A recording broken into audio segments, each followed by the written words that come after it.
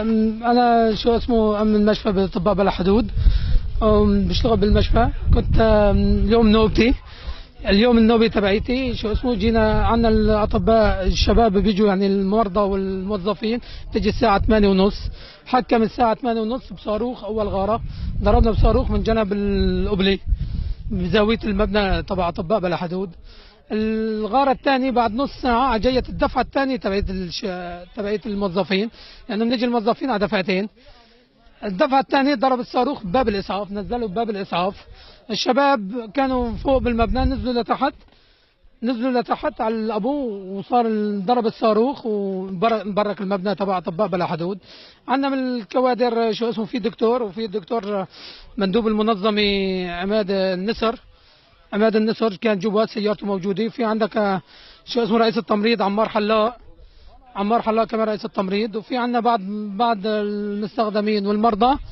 وفي عندنا مرضى موجودين بالاستشفاء كمان. في منهم صوبوا في منهم استشهدوا. الشهداء الموجودين في عندنا شيء 15 واحد تحت المبنى لساتهم موجودين.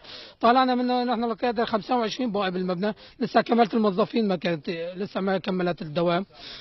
اسعافات اوليه يجيب الطوارئ يخرج اوليه. ايه معلش هاي شو بيطلع حطوا ولا هيك ما بيلزمنا بالدم الوطني.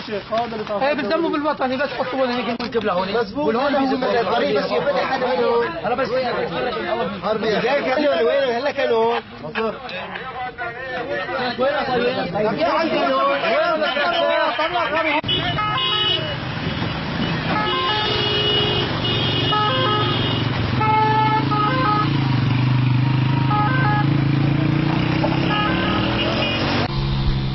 بسم الله الرحمن الرحيم. احنا عناصر دفاع مدني المعرة.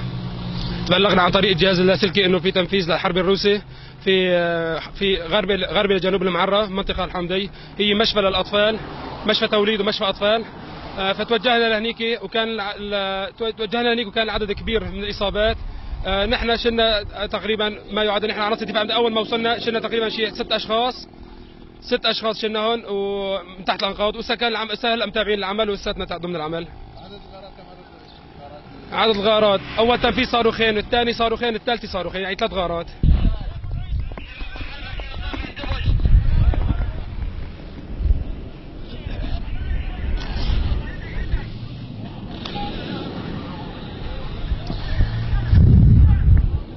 تحليق الطيران في نفس المكان.